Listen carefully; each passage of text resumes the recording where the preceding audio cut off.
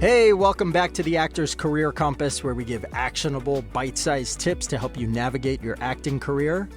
I'm your host, Martin Benson, and today we'll be talking about how to determine if you're actually good at acting.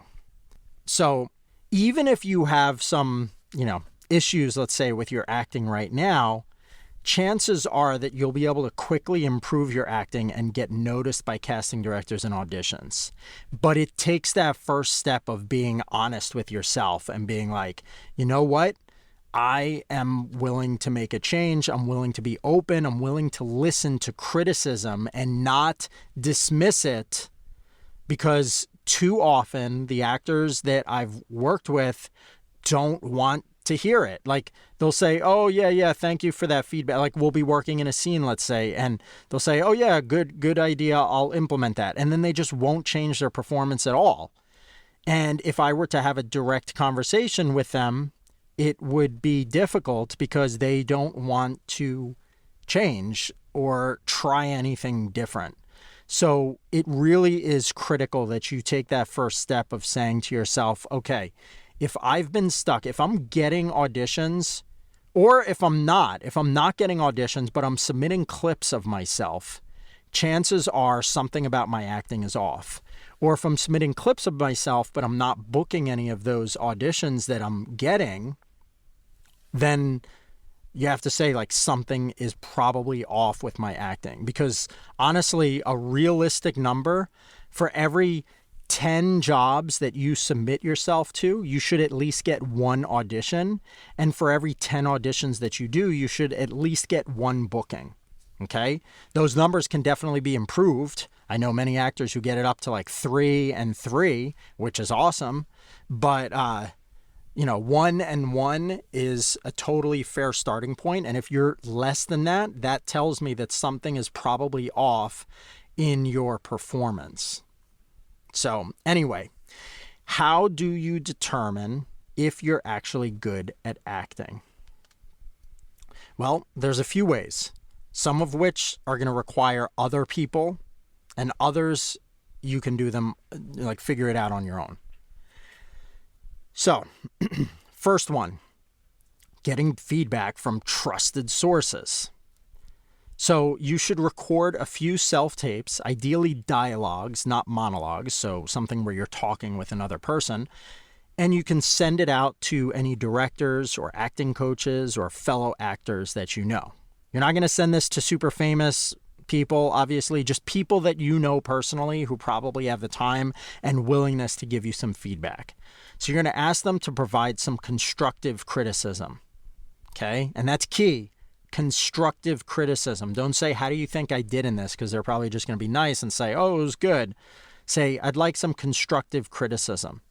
And when you hear back, most people are going to try to be more positive than negative. So it's your job to dig deeper on the negatives that they give you. So if they write, oh, I love it, but this one little section was off because of blah, blah, blah, but besides that, you did an amazing job. Think about it as like that one little section that they're talking about is probably the reason that you wouldn't book the role. So you have to dig deep and find out what happened there and how can I fix that for the future. Okay? So you can ask, if there is a critique in their message, you can ask them to provide more detail on it, like what you might be able to do to improve or why they felt the way that they did in that comment. Make it clear to them that you're not going to be offended by anything that they say and that anything that they share is super helpful and appreciated. So I'll give you a quick story. I actually, for years, I wanted to get people to give us feedback on the headshots that we did and the customer experience. And I would say, hey, how was your experience? Please write back if there's anything that we can do to improve, right? And people would just say, oh, it was great, thanks, or they wouldn't reply. So eventually I changed it, and now the process I follow is I send an email that says, hey, thanks so much for working with us. If you had to rate your experience from 1 to 10, with 10 being perfect and amazing and 1 being terrible, what number would you give it? And most people give it a 10, which is awesome because people have a great experience and, I'm happy with the company I've built, City Headshots. But for anybody who gives less, it's almost always a 9 that they will give if it's not a 10. It's rare that we hear less than a 9 from people. But the key thing is that you can do this, you can use this technique with these clips that you send to people. You could ask them, could you rate it from 1 to 10? The key thing about 1 to 10 is that people give you a 9, and that says to you that like, that gives them a way to be super nice, but to also be like, hey, there was something wrong with this. So they're not just going to write back and be like, oh, it was great, good job. They're going to say like, oh, a 9. And then you're going to say, oh, thanks so much for the feedback. Really appreciate that. Is there anything, no matter how small, that I could have changed to make it a 10? And that's where they'll explain whatever it is that was off, and that's where the best learning comes in. And so when we get 9s from customer feedback, I get that information, and then we're able to take that and apply it directly to the business, so the experience for the customer keeps getting better and better, just as you'll be able to do with your performance, so that your acting gets better and better. Okay? So let's go into the next way to know if you're a good actor, and that is by the measurable results. So as I discussed earlier, your audition outcomes, like if you're consistently getting positive responses in auditions, or you're getting lots of callbacks or bookings, that means that your acting is good. You're on point. On the other hand, if you rarely ever get callbacks or bookings, or people just say, thanks, we'll let you know, or you just submit and you don't hear back from anybody, that is a good sign that something is off with your acting and needs to improve, okay? It's not the only sign, but it's a pretty good indicator that if you improve something in your acting, you're probably going to start seeing some more bites. Now, number 3 is, your own feelings. So think about your most recent audition or performance you did. If you can think about it for a minute, I want to ask you a couple of questions. So one, did you find yourself fully immersed in the character? Did you find yourself living as the character, or breathing and thinking as them throughout the entire performance? Or were you still kind of thinking about yourself or how you looked to the camera or the audience? So whenever you worry or you're thinking about the world outside of the story, it means you're breaking character, and good casting directors can tell. And that is going to impact the number of jobs you booked. So if you know for a fact that when you're performing, there are thoughts that creep into your mind about the outside world, then that means that your acting could use some more improvement and you need to continue working on it. Number 4, your body's unconscious reactions. So next time you're recording a self-tape or a monologue, notice your body's unconscious reactions. Like, do you feel the adrenaline rush? Or do you feel your heart rate increasing? Or did a tear come out that you didn't have to actually force? Genuine unconscious reactions in our body are definitely a good way to tell that you're fully immersed in the character and that your performance is on point. Finally, review recordings of your performance and judge them yourself. So I love to recommend this because it is interesting watching yourself perform. So you want to get your phone out and point it at yourself, record, and then just watch it back, especially during an emotional moment, like something where you're crying or yelling. When you watch your performance, do you truly feel the emotions? Does your performance give you goosebumps, like where you can totally feel it and you're there? If not, unfortunately, it's probably not going to impress casting directors, and that is absolutely critical. You need your auditions to give people that feeling of goosebumps. Once you do that, that's typically what they say. They hire the person who gives them the most goosebumps, as long as obviously you look like the character and all of that. But type is a subject for a different podcast episode. So now, if after listening to all of these, you are thinking, oh my God, I suck, do not worry. You probably don't suck, okay?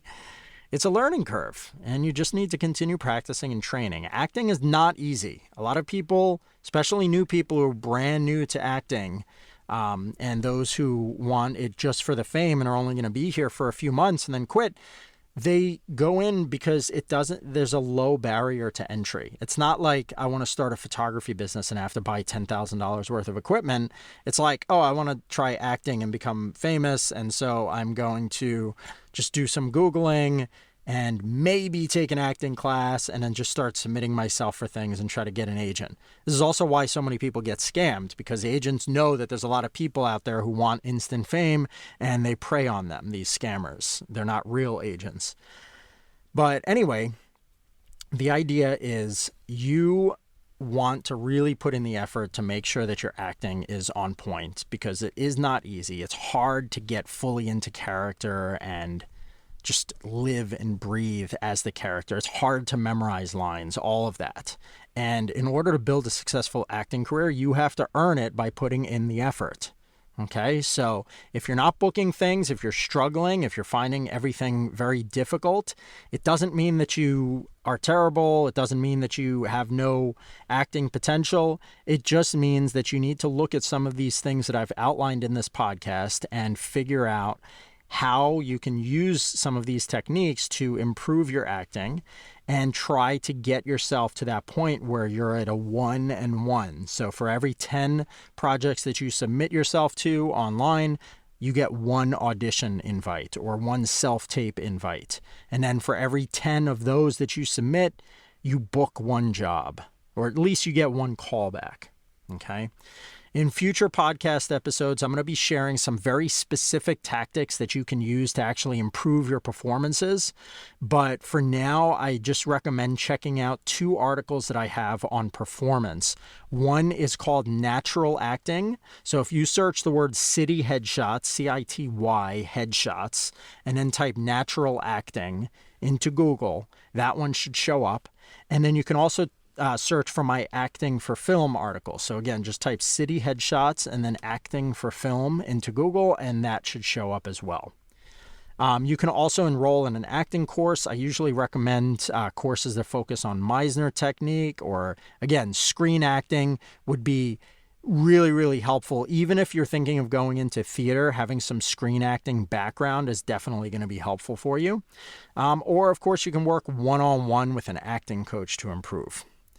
I'd like to briefly share some information about my actor coaching services. So I work with actors all over the world via Zoom to help them improve their acting and to move their careers forward as well. I can help you focus solely on improving your career, or I can help you solely improve your acting technique, or we could do some of both as needed. So if you're interested in talking to me about that, learning pricing and hearing more details, just shoot me an email. My email is Martin, M-A-R-T-I-N, @cityheadshots.com. Again, that's C-I-T-Y, headshots with an S. So Martin at cityheadshots.com if you'd like to learn more. And that's pretty much it. Thanks for listening. All I have, as always, is one ask of you, which is if you haven't already, please subscribe to the show so you don't miss future episodes. It's also going to help me make these episodes more easily findable for other actors as well. Thanks so much, and I will see you soon.